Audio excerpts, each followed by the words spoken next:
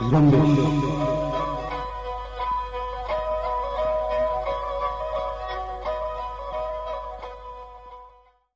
جمعہ 26 جون سال 2020 سے آپ سن رہے ہیں زرمبش براڈ کاسٹنگ کارپوریشن کی پیشکش ریڈیو زرمبش اردو اور میں ہوں ہمیرا بلوچ۔ آج کی نیوز بلیٹن پہلے کی طرح بلوچستان کی بے بس بلوچوں سے شروع ہوگی۔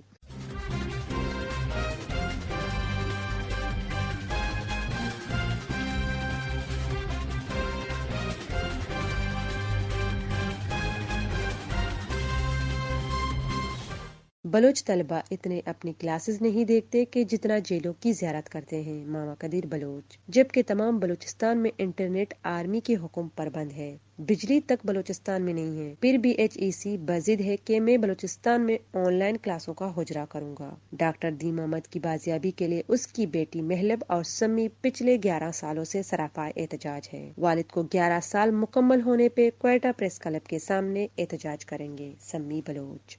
کیچ کے علاقے تم کنج کلا سے کم سن بچہ ستار ولد الائے بخش کو حراست میں لینے کے بعد نامعلوم مقام منتقل کر دیا ہے۔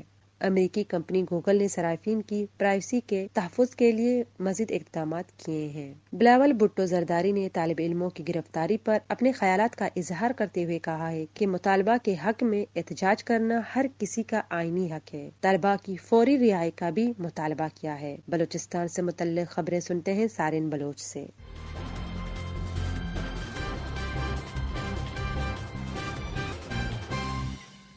Voice for Baloch missing persons کے وائس چیئرمین ماما قدیر بلوچ نے بھوک ہڑتالی کیمپ سے پریس کانفرنس کرتے ہوئے کہا کہ پاکستان میں مظلوم قوموں کو اپنے جمہوری حقوق کے حصول کے لیے احتجاج کی پاداش میں جیل و زندان، تشدد و لاٹھی چارج، اگر طالب علم ہو تو اپنے تعلیمی ادارے سے ریسٹیگیشن اور آخر میں وہ اغوا ہو کر ایک مسخ شدہ لاش کی شکل میں برآمد ہوتا ہے۔ بلوچستان کی مرد آبادی کی 50% اور نوجوانوں کی اکثریت نے اپنی زندگی میں ایک بار ضرور ٹارچر سیل دیکھا ہوگا اور آرمی کی غیر آئینی تشدد سہا ہوگا۔ ماما قدیر کا کہنا تھا کہ بلوچستان کے 74% رقبے میں بجلی نہیں، 80% علاقوں میں موبائل سروس تک نہیں۔ جہاں موبائل سروس موجود بھی ہے تو پاکستانی آرمی نے اپنے مظالم کی خبروں کو دنیا تک پہنچنے سے روکنے کے لیے انٹرنیٹ سروس کو بند کر دیا ہے۔ اب جبکہ تمام بلوچستان میں انٹرنیٹ آرمی کے حکم پر بند ہے، بجلی تک بلوچستان میں نہیں ہے، پھر بھی HEC بضد ہے کہ بلوچستان میں آن لائن کلاسز کا اجرا کروں گا۔ بلوچ نیشنل موومنٹ کے اثیر رہنما ڈاکٹر دین محمد کی بیٹی سمی بلوچ نے سماجی رابطے کی ویب سائٹ ٹویٹر پر اپنے ایک پیغام میں کہا ہے کہ میرے والد ڈاکٹر دین محمد بلوچ کے اغوا کو 11 سال مکمل ہونے پر ہم 28 جون سال 2020 کو شام 4 بجے کوئٹہ پریس کلب کے سامنے احتجاج کریں گے۔ انہوں نے کہا، میں تمام ہیومن رائٹس آرگنائزیشنز، سیاسی جماعتوں، طلباء، میڈیا اور سول سوسائٹی سے آنے کی درخواست کرتا ہوں کہ وہ میرے والد کی بحفاظت رہائی کے لیے ہمارے احتجاج میں شامل ہو جائیں۔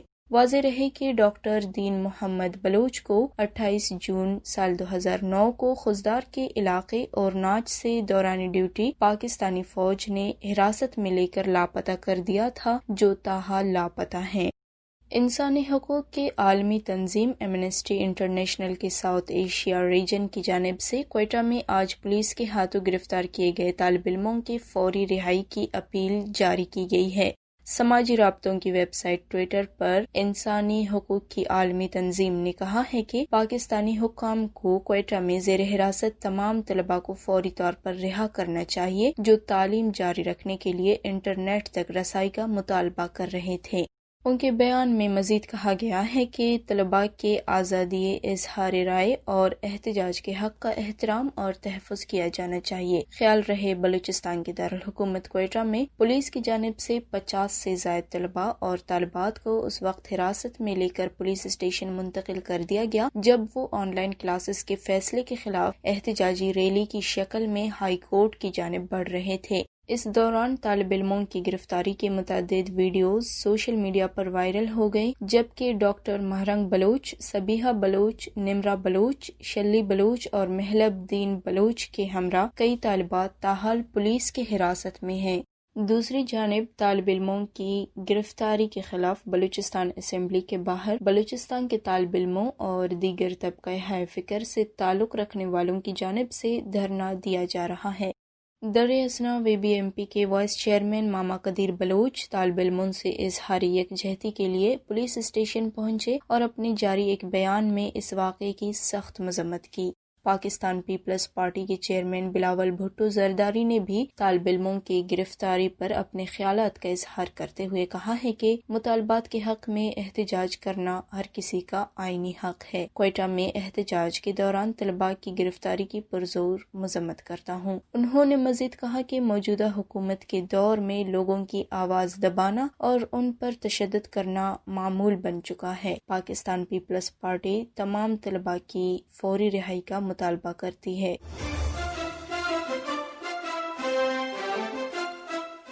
پاکستانی فوج نے آج صبح کیچ کیلا کے تمب کونش قلعت سے کمسن بچے ستار ولد الہی بخش کو حراست میں لینے کے بعد نامعلوم مقام منتقل کر دیا ہے۔ واضح رہے پچھلے کئی دنوں سے تمب اور گردنوا میں فوجی آپریشن جاری ہے۔ اطلاعات ہے کہ دوران آپریشن فوج کے ہاتھوں اب تک متعدد افراد اغوا ہوئے ہیں، تاہم علاقہ دور دراز اور مواصلاتی نظام نہ ہونے کی وجہ سے مکمل تفصیلات تک رسائی حاصل کرنے میں مشکلات کا سامنا ہے۔ بلوچی زبان کے معروف شاعر و ادیب اکبر بارکزئی نے حال ہی میں اکادمی ادبیات پاکستان کی جانب سے بلوچی نثر میں بہترین کتاب کا اعلان کیا گیا ایوارڈ لینے سے انکار کر دیا ہے۔ یہ خبر انہوں نے خصوصی طور پر ایڈیٹر حال احوال کے نام ای میل میں بھجوائی ہے اور اس حوالے سے اپنا تفصیلی موقف شائع کرنے کی گزارش کی ہے۔ مذکورہ ای میل کے ساتھ انہوں نے وہ ای میل بھی فارورڈ کی ہے جو انہوں نے اکادمی ادبیات کے چیئرمین ڈاکٹر یوسف خشک کے نام لکھی ہے۔ اس ای میل میں انہوں نے ڈاکٹر خشک کو لکھا کہ مجھے ایک دوست کے ذریعے علم ہوا کہ میری کتاب کو اکادمی ادبیات کے ایوارڈ کے لیے منتخب کیا گیا ہے۔ اس عزت افزائی پر میں آپ کا شکر گزار ہوں، مگر معذرت خواہ ہوں کہ میں یہ ایوارڈ لینے سے قاصر ہوں۔ ایڈیٹر حال احوال کی جانب سے پوچھے گئے سوال کے آخر میں ان سے پوچھا گیا کہ وہ یہ ایوارڈ کیوں قبول نہیں کرنا چاہتے۔ انہوں نے جوابی ای میل میں لکھا، یہ یاد دلانے کا شکریہ کہ میں ایوارڈ نہ لینے کا سبب بیان نہیں کر سکا۔ یقیناً اس کا سبب بلوچستان پر حکومت کی مسلط کی گئی پالیسیاں ہیں جنہوں نے عوام کو محکوم بنا رکھا ہے۔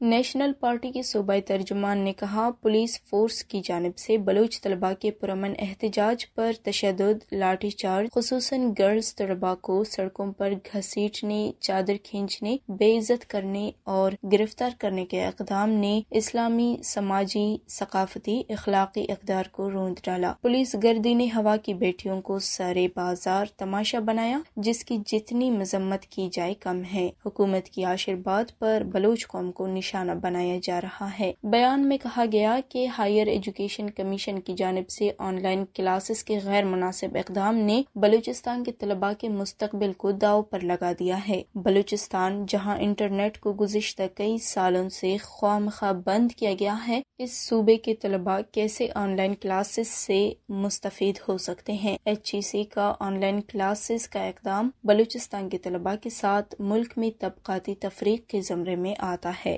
تھانہ حدود کیٹل فارم گوٹ عبد المجید رند میں محمد اسماعیل نامی شخص نے اپنی بیوی مسمات کو ڈنڈوں سے تشدد کر کے بعد ازاں گلا دبا کر قتل کرنے کے بعد فرار ہو گیا ہے۔ اطلاع ملتے ہی پولیس موقع پر پہنچ گئی۔ لاش قبضے میں لے کر پوسٹ مارٹم ڈیرہ لیار سول اسپتال میں کرنے کے بعد لاش ورثاء کے حوالے کر دیا۔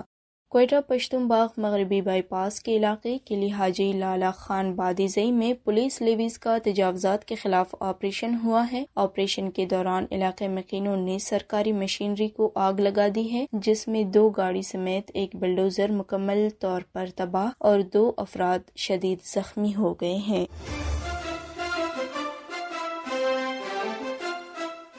یہ تھی ہماری ساتھی سارن بلوچ۔ اب علاقے اور عالمی خبریں سنتے ہیں خلیل واڈیلا سے۔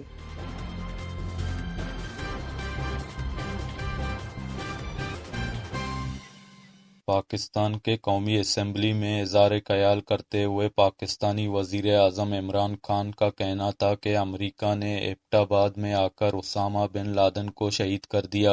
عمران خان نے کہا کہ افغانستان میں ناکامی کی ذمہ داری پاکستان پر ڈالی، اسامہ بن لادن کو ایبٹ آباد میں شہید کر دیا۔ اس کے بعد ساری دنیا نے ہمیں گالی نکالی اور ہمیں برا بھلا کہا۔ ہمارے اتحادی ہمارے ملک میں آ کر کسی کو مار رہا ہے اور ہمیں نہیں بتایا۔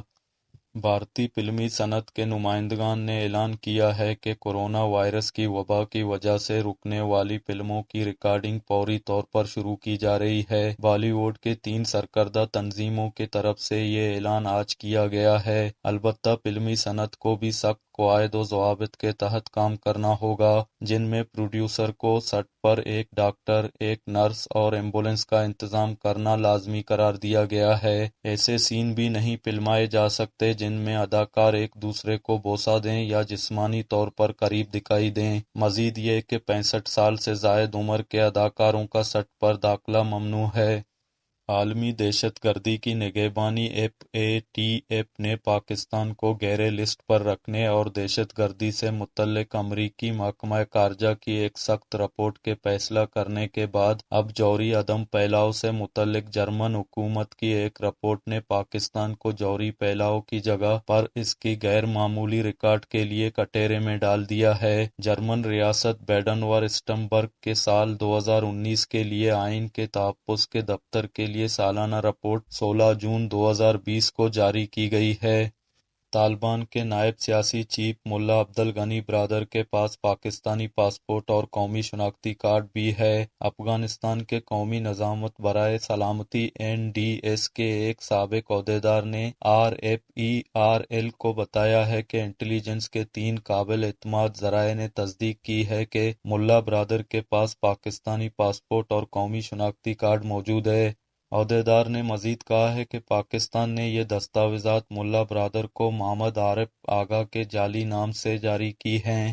عہدیدار نے مزید کہا کہ پاکستان نے جعلی شناخت کے تحت طالبان کو پاسپورٹ اور قومی شناختی کارڈ جاری کرنے کی پالیسی اپنائی ہے تاکہ وہ بیرونی ملک سفر کی راہ ہموار کر سکیں۔ یہ دستاویزات 7 جولائی 2014 کو پاکستان کے شہر کراچی میں ملا برادر کو جاری کی گئی۔ تاہم طالبان گروپ نے اس بات کو مسترد کر دیا ہے کہ ملا برادر کے پاس پاکستانی پاسپورٹ اور قومی شناختی کارڈ موجود ہے، اور یہ دعویٰ کیا گیا ہے کہ سوشل میڈیا پر گردش کرنے والے دستاویزات کی تصاویر جعلی ہیں۔